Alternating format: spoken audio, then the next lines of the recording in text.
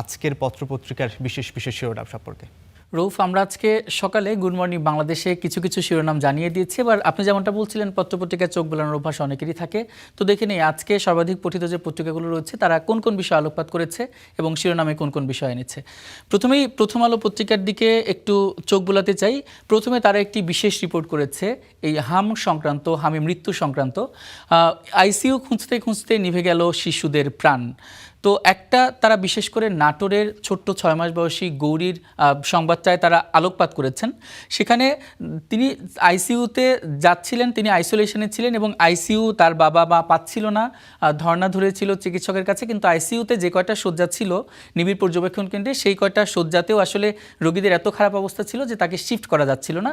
তারপরেই তার 16 এপ্রিল মৃত্যু হয়েছে এবং 20 এপ্রিল তার বাবা মায়ের একটি আকাঙ্ক্ষা এবং সেই ঘটনার বর্ণনার প্রেক্ষিতে একটি তারা বিশেষ রিপোর্ট করেছে। আরেকটি লিখেছে যে দেশে 74টি মেডিকেল কলেজ, জেলা, বিশেষায়িত এবং জেনারেল হাসপাতালে আইসিইউ শয্যা রয়েছে মাত্র 1372টি। আর শিশুদের আইসিইউ শয্যার হিসাব স্বাস্থ্য অধিদপ্তর থেকে পাওয়া যায়নি। তো এই ব্যাপারে ঢাকা বিশ্ববিদ্যালয়ের শিক্ষক এবং স্বাস্থ্য গবেষক সৈয়দ আব্দুল হামিদ বলেছেন যে এই যে শিশুর লাশ বাবার কাঁধে, এই কোভিড-19-এর সময় আমরা যেমনটা দেখেছিলাম যে আইসিইউ সংকট, সেখান থেকে শিক্ষা নিতে পারেনি, এভাবে কিন্তু একজন শিক্ষক এবং স্বাস্থ্য গবেষক কিন্তু বলেছেন আব্দুল হামিদ। তারপরে আরেকটি আমরা একটু ছবিটা যদি দেখি যে এই পানির মধ্যে পরীক্ষা দিচ্ছেন, পরীক্ষা কেন্দ্রের ভিতরে পানি ঢুকে গিয়েছে, দেখা যাচ্ছে সবাই মানে বেশ পানির ভেতরে পা ডুবিয়ে মানে পরীক্ষা দিচ্ছেন। তো একটা পরীক্ষা কেন্দ্রে যেহেতু কনসেন্ট্রেশনের একটা ব্যাপার আছে এবং অনেক কিছু আছে, তো এই যে পানি কিন্তু তাদের নতুন করে উদ্বেগ বাড়িয়ে তুলতে পারে। এটা কিন্তু কেন্দ্র এসএসসি পরীক্ষার কেন্দ্র। 1.5 ঘন্টার বৃষ্টিতে জলাবদ্ধতার সৃষ্টি হয়েছে এসএসসির একটি পরীক্ষা কেন্দ্রে। কেউ বেঞ্চে পা তুলেছেন, কেউ পানিতে পা রেখেই পরীক্ষা দিচ্ছেন। এটা গতকাল সোয়া 12টায় কুমিল্লার একটি ঈশ্বর পাঠশালা কেন্দ্রের একটি পরীক্ষা কেন্দ্র, সেখানে তারা আসলে এই রিপোর্টটি তারা করেছেন এবং ছবিটি বিশেষভাবে আলোকপাত করেছেন। আরেকটি এই বিষয়ে বলে যে মৌসুমের প্রথম বৃষ্টিতে কিন্তু ভারী বৃষ্টিতে ডুবলো চট্টগ্রাম। আমরা দেখেছি যে গতকাল এবং কয়েকদিন যাবতই যে বৃষ্টি হচ্ছে, বৃষ্টিতে কিন্তু চট্টগ্রাম ডুবে গেছে, সেই খবর কিন্তু আমরা বিভিন্নভাবে পাচ্ছি, সামাজিক যোগাযোগ মাধ্যমে কিন্তু সেটা দেখতে পাচ্ছি। তো আরেকটি ব্যাপার, রূপপুর চুল্লিতে ইউরেনিয়াম, অগাস্টে আসতে পারে বিদ্যুৎ। তো বাংলাদেশ প্রথমবারের মতো কিন্তু পারমাণবিক বিদ্যুৎ উৎপাদনের পথে ইতিহাস গড়তে যাচ্ছে 33তম দেশ হিসেবে এবং দক্ষিণ এশিয়ায় 3য় দেশ হিসেবে। এটা কিন্তু বেশ একটা ভালো খবর। তো একটু দেখে আসি তারা কি বিষয়টি লিখেছে। পারমাণবিক বিদ্যুৎ কেন্দ্র দেশের সবচেয়ে বড় একক প্রকল্প এবং বিদ্যুৎ কেন্দ্রের চুল্লিতে ইউরেনিয়াম বা পারমাণবিক জ্বালানি প্রবেশ শুরু করেছে এর মাধ্যমে। একটু দেখতে চাই যে এই যে বিদ্যুৎ কেন্দ্রে ইউরেনিয়াম প্রবেশ করানোর কাজ শুরু হয়েছে, আর গতকাল পাবনার রূপপুর পারমাণবিক বিদ্যুৎ কেন্দ্র কিন্তু কাজ শুরু করেছে। এটা এই যে জ্বালানি প্রবেশের পর বিদ্যুৎ উৎপাদনের প্রক্রিয়া শেষ হতে প্রায় 3.5 মাস সময় লাগতে পারে, আর আগামী অগাস্টের শেষের দিকে গ্রিডে যুক্ত হতে পারে, পরীক্ষামূলক একটু বিদ্যুৎ উৎপাদন করবে। সেখানে 300 মেগাওয়াট বিদ্যুৎ কিন্তু চালু হতে পারে, আর বাণিজ্যিকভাবে বিদ্যুৎ উৎপাদন শুরু হতে পারে 2027-এর মার্চের দিকে, মার্চ বা এপ্রিলে শুরু হতে পারে। আর এই প্রকল্পে মোট খরচ হচ্ছে 1,38,686 কোটি টাকা। আরেকটি, মধ্যপ্রাচ্যের যুদ্ধ ঘিরে তো বেশ সমালোচনা তো দীর্ঘদিন ধরেই চলছে।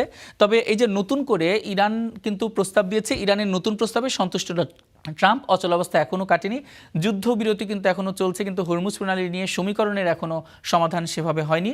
তো নতুন করে ইরান যে প্রস্তাব দিয়েছে, সেখানে পারমাণবিক বিষয়ে যে যুক্তরাষ্ট্র দাবি করেছিল যে পারমাণবিকভাবে ইরানকে সরে আসতে হবে, তবে ইরানের প্রস্তাবে সেই পারমাণবিক ইস্যু নিয়ে কিন্তু এই পারমাণবিক কর্মসূচি নিয়ে যে আলোচনা স্থগিত রাখার বিষয়টি কিন্তু তারা বলেছেন যে ইরান যাতে আলোচনা স্থগিত রাখা হয়, কিন্তু ট্রাম্প এই ব্যাপারে কিন্তু নাখোশ হয়েছেন এবং তিনি বলছেন যে দাবিগুলো ইরান যেভাবে প্রস্তাব দিয়েছে এবং সেই প্রস্তাবে কিন্তু ডোনাল্ড ট্রাম্প মোটেও সন্তুষ্ট নন। তিনি তার নিউ ইয়র্ক টাইমসে একটি প্রতিবেদনে সেই কথা বলা হয়েছে। আরেকটি ব্যাপার, এখানে কিন্তু ট্রাম্পের এই যে যুদ্ধবিরতিতে যদি ডোনাল্ড ট্রাম্প যদি যুদ্ধবিরতিতে রাজি না হন, সেখানে কিন্তু উনি বেশ চাপে পড়তে পারেন। এখনও কিন্তু উনি বেশ খানিকটা চাপে রয়েছেন।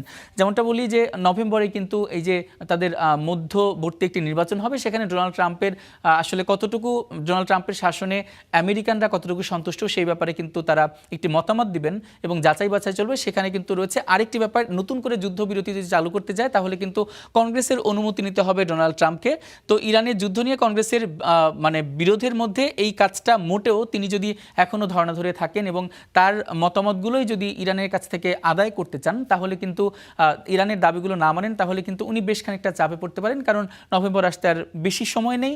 আরেকটি হচ্ছে কংগ্রেসের তো মতামত আসলে দিতে হবে। আর আমেরিকানদের জনজরিপে যদি বলি তাহলে রয়টার্সের একটি জরিপে কিন্তু তারা 66% বেশি কিন্তু বলেছিল যে আসলে তারা এই যুদ্ধ আসলে তারা চান না। আরেকটি ব্যাপার, গতকালকে যেটা আসলে সংসদে সবচেয়ে বেশি আলোচিত হয়েছে সেটা হচ্ছে মুক্তিযুদ্ধ জামাত বিতর্কে সংসদে ব্যাপক উত্তেজনা। বিএনপির সংসদ সদস্য এবং বীর মুক্তিযোদ্ধা ফজলুর রহমানের একটি বক্তব্য ঘিরে 10 মিনিট কিন্তু সংসদ অচল অবস্থা ছিল এবং বিরোধী দল এবং সরকারি দল সবারই কিন্তু বিরোধী দল দাঁড়িয়ে গিয়েছিল এবং বেশ হইচই হয়েছে, বেশ খানিকটা হট্টগোল হয়েছে বলা যায়। এবং তার বক্তব্যটা আসলে এমন ছিল যে কোনো মুক্তিযোদ্ধা বা মুক্তিযোদ্ধা পরিবারের কেউ জামাতে ইসলামী করতে পারবে না, যদি সেটা করে তাহলে সেটা ডাবল অপরাধ। এটা নিয়ে কিন্তু দেখা গেছে যে বিরোধী দলীয় যেটা নেতারা রয়েছেন তারা কিন্তু হইচই শুরু করে দেন এবং স্বরাষ্ট্রমন্ত্রী বলেছেন যে মুক্তিযুদ্ধ বিষয়ে কোনো কথা না বলতে এবং মানুষের ব্যক্তিগত স্বাধীনতা রয়েছে, কে কোন মতাদর্শী হবে সে ব্যাপারে ব্যক্তিগত স্বাধীনতা রয়েছে, সেটা কিন্তু স্বরাষ্ট্রমন্ত্রী বলেছেন। আরেকটি ব্যাপার, যে দেশে নোভো নর্ডিস্কের আধুনিক ইনসুলিন কার্ট্রিজ উৎপাদন শুরু করলো SKF, এটা ডেনমার্কের কোম্পানি নোভো নর্ডিস্কের সঙ্গে চুক্তির মাধ্যমে উৎপাদন শুরু করেছে এবং আধুনিক ইনসুলিন সহজলভ্য হবে, এর ফলে কম দামে ইনসুলিন পাওয়া যাবে। এই বিষয়টি আমরা সমকালে একটু চোখ রাখতে চাই। সমকালে কিন্তু এই যে পারমাণবিক বিদ্যুৎ উৎপাদনের চূড়ান্ত বাংলাদেশ ইতিহাসগুলো সেই ব্যাপারেই কিন্তু তারা প্রধান শিরোনামটি করেছে।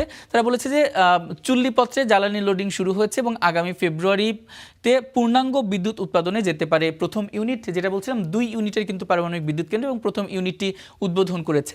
আরেকটি এমপিওভুক্ত হচ্ছে না 1719টি শিক্ষা প্রতিষ্ঠান, তো এই ব্যাপারে তার একটি শিরোনাম করেছে। আরেকটি মোটর সাইকেলে এসে গুলি, শীর্ষ সন্ত্রাসী টিটন নিহত। তো মানে এই যে বেশ খানিকটা হামলা হচ্ছে এবং দেশে রাজধানী ঢাকা এবং ঢাকার বিভিন্ন জায়গায় যেই যে গোলাগুলি হচ্ছে এবং এই বিষয়টি কিন্তু দেখা যায় এখন আসলে রাজধানীর নিউ মার্কেট এলাকায় এটি একটি হামলা হয়েছে, যে ঢাকা বিশ্ববিদ্যালয়ের শাহ নেওয়াজ হলের সামনে বটতলায় গুলি করা হয়েছে এবং গুলি করে হত্যা করা হয়েছে তালিকাভুক্ত শীর্ষ সন্ত্রাসী খন্দকার নাইম টিটনকে। সেই ব্যাপারে তার একটি শিরোনাম করেছে। আরেকটি তারা যদি বলি যে আমরা আরেকটি পাতায় যেতে চাই, যুগান্তরের পাতায়। যুগান্তর আজকে প্রধান যেটা মোটা দাগে শিরোনাম করেছে সেটা হচ্ছে জমি অধিগ্রহণে ডিসির নেতৃত্বে বিস্ময়কর কাণ্ড এবং স্ট্যাম্পে চুক্তি করে ঘুষ ভাগাভাগি। এটা কিন্তু আরেকটু দেখি যে এটি একটি অনুসন্ধানী প্রতিবেদন তার একটু দেখি যে অধিগ্রহণের টাকা তুলতে ক্ষমতাপ্রাপ্ত প্রতিনিধি জেলা প্রশাসন গড়ে তুলছে আসলে দালাল সিন্ডিকেট এবং সেই সুবাদে 300 টাকার স্ট্যাম্পে রীতিমতো ঘুষ চুক্তি করা হচ্ছে। ঘুষ নেওয়ার পরে সেটা আসলে কে কতটুকু অংশ পাবেন সেই ধরনের একটা চুক্তি করা হচ্ছে, সেই ধরনেরই কিন্তু একটি শিরোনাম করেছে। আরেকটি হচ্ছে জড়িত আওয়ামী লীগ আমলের 4 ভিসি এখানে রয়েছে, তারপরে এডিসি এবং যদি বলি যে আরও বেশ কিছু ব্যক্তিবর্গ 25 জনের একটি সিন্ডিকেট রয়েছে, সেই সিন্ডিকেটের কথা তারা কিন্তু উল্লেখ করেছেন। আরেকটি ব্যাপার সেটা হচ্ছে সিপিডির সেমিনারে ইকবাল মাহমুদ বলেছেন আগামী সপ্তাহ থেকে লোডশেডিং অর্ধেকে কমে যাবে। এখন বর্তমান সময়ে দেখছি যে ঢাকা শহর এবং বিশেষ করে রাজধানীর বাইরে কিন্তু লোডশেডিং কিন্তু অনেক চরমে পৌঁছেছে। এর ফলে কিন্তু কৃষিকাজ এবং শিল্প কারখানা এবং মানুষের দৈনিক জীবন সেটা কিন্তু বেশ ভোগান্তিতে পড়েছে। সেই লোডশেডিং কমে আসতে পারে বলেই কিন্তু ইকবাল হাসান মাহমুদ বলেছে, যেটা নিশ্চয়ই আমাদের জন্য এবং বাংলাদেশিদের জন্য এবং প্রত্যেকটা অঞ্চলের মানুষের জন্য নিশ্চয়ই একটা স্বস্তির খবর। আরেকটি ব্যাপার যেটা সংসদে মির্জা ফখরুল ইসলাম আলমগীর বলেছেন যে প্রস্তুতি শেষে দ্রুত স্থানীয় সরকার নির্বাচন তারা করবে, এই শিরোনামটি তারা করেছে। আরেকটি ব্যাপারে শিরোনাম করেছে যে যশোরে জনসভায় প্রধানমন্ত্রী গিয়েছিলেন, এই ব্যাপারে তারা এই যে প্রধানমন্ত্রী তারেক রহমান যশোরের শার্শা উপজেলায় সোমবার মাটি কেটে উলাসী খালের পুনর্খনন করেছেন, এই কার্যক্রমের উদ্বোধন করেছেন। সেই ব্যাপারে তারা একটি ছবি ছেপে দিয়েছেন। প্রধানমন্ত্রী তারেক রহমান কিন্তু দেশের বিভিন্ন প্রান্তে যাচ্ছেন এবং বিভিন্ন খাল খনন কর্মসূচিতে অংশগ্রহণ করছেন এবং স্থানীয়দের যেটা দরকার দরকার, যে দাবি ছিল তার ভিত্তিতে যতটুকু করা সম্ভব সেটা কিন্তু উদ্বোধন করেছেন। বিভিন্ন জায়গায় দেখেছি যে বিভিন্ন 500 এবং 100 মানে বিভিন্ন শয্যা বিশিষ্ট কিন্তু হসপিটাল তিনি নির্মাণের ওখানে কিন্তু উদ্বোধনও করছেন। আরেকটি ব্যাপার যে জ্বালানি সংকট, বিশেষ কমিটির বৈঠক আজ, বিশেষজ্ঞদের পরামর্শে তৈরি হচ্ছে প্রস্তাব। যেহেতু রূপপুর পারমাণবিক বিদ্যুৎ কেন্দ্রও চলে এসেছে, সব মিলিয়ে কিন্তু তারা একটি নতুন করে আগামী বছর থেকে কিংবা এখন থেকেই যে নতুন যে বিদ্যুৎ সংকট কমানোর জন্য তারা যে চেষ্টা চালাচ্ছেন, সেই জন্যই কিন্তু তারা একটি মিটিং করছেন যে কিভাবে এই জ্বালানি সংকট কমানো যায় বা এই যে বিদ্যুৎ সংকটে মানুষের ভোগান্তি কমানো যায়, সব কিছু মিলিয়ে কিন্তু একটি করলো। আরেকটা হচ্ছে ভুয়া ফটো কার্ডে নতুন ডিজিটাল সন্ত্রাস, এটা ভুয়া কন্টেস্টে বাড়ছে মানহানির গুজব, এবং আরেকটি হচ্ছে সংঘাত। আর ফটো কার্ড প্রথমকে আপলোড করেছে তা প্রযুক্তিগতভাবে শনাক্ত করা সম্ভব, এটি বলছে যে ডিজিটাল ফরেনসিক বিশেষজ্ঞ তানভীর জোহা। এটা কিন্তু বলছেন যে নিয়ন্ত্রণে নেই আসলে সুনির্দিষ্ট আইন বা নীতিমালা, এই ব্যাপারে বলছেন। তারপরে আরেকটি ব্যাপার হচ্ছে ফ্লোরিডায় লিমন এবং বৃষ্টির যে হত্যা, সে ব্যাপারে কিন্তু চ্যাটজিপিটির কাছে লাশ গুমের কৌশল জানতে চেয়েছিল যে খুনি, সে ব্যাপারে তিনি একটা সাইকোপ্যাথ কিলার ছিলেন, যেটা আমরা জানতে পেরেছি যে তার ফলেই কিন্তু তিনি হত্যা করেছেন। তো সেই ব্যাপারে কিন্তু একটি শিরোনাম করা হচ্ছে। আমার দেশ পত্রিকায় একটি শিরোনাম করা হচ্ছে যে একীভূত 5 ব্যাংকের অনিশ্চিত গন্তব্য। এই যে একীভূত 5টা ব্যাংকে যে একীভূত করা হচ্ছে, 5টি ইসলামী ব্যাংকে, সে ব্যাপারে তারা বলেছেন যে সরকার এখনও চূড়ান্ত সিদ্ধান্ত হয়নি। গভর্নর বলছেন এমডি এবং চেয়ারম্যান নিয়োগের কোনো উদ্যোগ নেই, সাবেক মালিকদের ফেরার সুযোগে অস্থিরতা সৃষ্টি হয়েছে। আরেকটি হচ্ছে দেশের সব বিমানবন্দরে উচ্চমাত্রার সতর্কতা জারি করতে হবে এবং সে জোরদার করতে হবে, সে ব্যাপারে তার একটি শিরোনাম করেছে। আরেকটি হচ্ছে রাশিয়া সফরে আরাকচি গিয়েছেন এবং যুক্তরাষ্ট্রের অতিরিক্ত দাবি দেওয়া আলোচনাকে ব্যর্থ করেছে, আরেকটি ব্যাপার বলছে। আরেকটি হচ্ছে নতুন সরকারের প্রথম ডিসি সম্মেলন শুরু 3 মে এবং পদ্মার ব্যারাজ নির্মাণ সহ 1729 প্রস্তাব মাঠ প্রশাসনের। আরেকটি হচ্ছে যশোরের প্রধানমন্ত্রী, তিনি বলেছেন যে আমাদের কাজ দেশকে এগিয়ে নিয়ে মানে মানুষের ভাগ্যের পরিবর্তন, এটি তিনি সরকার বলেছেন। তো আজকে আসলে পত্রপত্রিকা, প্রত্যেকটি পত্রপত্রিকায় আমরা একটু দেখলাম যে আসলে যে রূপপুর পারমাণবিক কেন্দ্র যে উদ্বোধন করা হচ্ছে এবং নতুন করে বিদ্যুৎ চালু উৎপাদনের যে কার্যক্রম, সেটাই কিন্তু প্রত্যেকটি পত্রিকাতেই শিরোনাম ছিল। আরেকটি হচ্ছে হামের যে মৃত্যু হয়েছে এবং শয্যার সংকট, আইসিইউ সংকট, এটাও কিন্তু একটা শিরোনাম হয়েছে। আর একটা জ্বালানি সংকটের ব্যাপার তো আছে। আর মধ্যপ্রাচ্যের যুদ্ধে নতুন করে আলোচনা শুরু হয়েছে যে ডোনাল্ড ট্রাম্প আসলে ইরানের প্রস্তাবে রাজি হচ্ছে না। এই ব্যাপারগুলো কিন্তু আজকের পত্রিকায়